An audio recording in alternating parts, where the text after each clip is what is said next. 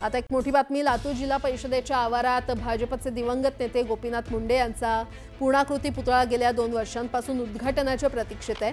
या पुतळा परिसराचं सुशोभीकरण देखील करण्यात आले होते, मात्र या संपूर्ण परिसराची मोठी दुरावस्था झालेली आहे। पुतळ्याचे फाटलेले कापडही काही दिवसांपूर्वीच बदलण्यात आलेत आणि या ठिकाणाहून आमचे प्रतिनिधी शशिकांत पाटील यांचा हा ग्राउंड रिपोर्ट आपण पाहूयात।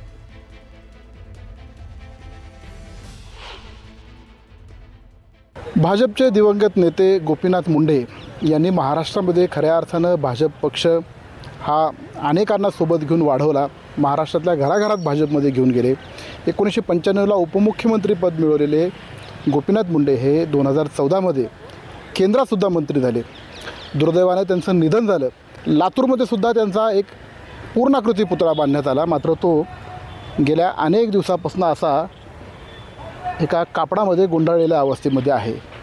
मुळामध्ये जिल्हा परिषद मध्ये आता प्रशासक म्हणून सध्या काम मुख्य कार्यकारी अधिकारी बघतात, पण हा पुतळा अजूनही उद्घाटनाच्या प्रतीक्षेत आहे।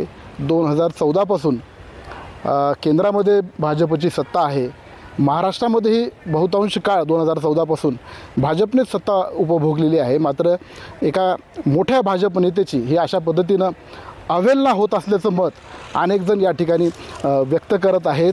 आणि आपण जर हा लातूर जिल्हा परिषदच्या परिसरातला पूर्ण परिसर बघितला तर या ठिकाणची जी हिरवळ झाडंसुद्धा लावली होती ती सुद्धा वाळून गेलेली आहेत। या ठिकाणी पाण्याचं कारंजं केलं होतं ते सुद्धा त्या ठिकाणी धूळखात पडलेलं आहे। म्हणजे पूर्ण हा परिसर हा सध्या आता धूळखात पडलेला आहे आणि पुतळ्याला हे झाकून ठेवण्यात आलेलं आहे।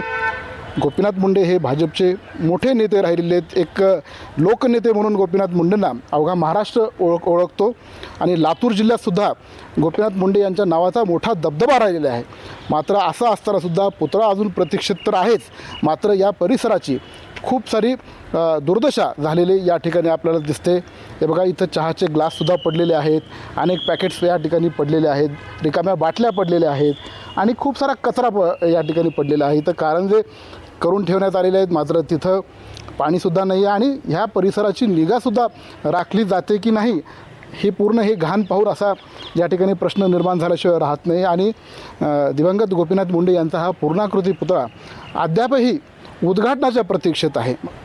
शशिकांत पाटील, न्यूज 18 लोकमत, लातूर।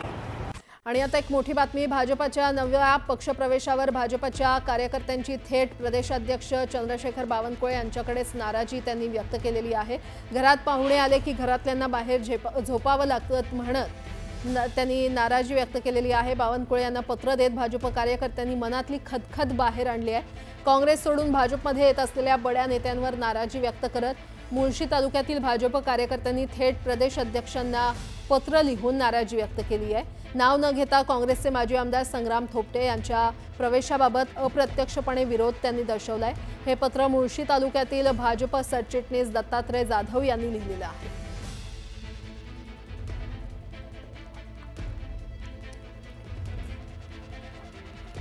तर आपण पाहतोय भाजपतल्या पक्षप्रवेशावर भाजपचे कार्यकर्ते नाराज असल्याचं पाहायला मिळतंय। पत्र लिहून चंद्रशेखर बावनकुळे यांच्याकडे त्यांनी नाराजी व्यक्त केलेली आहे।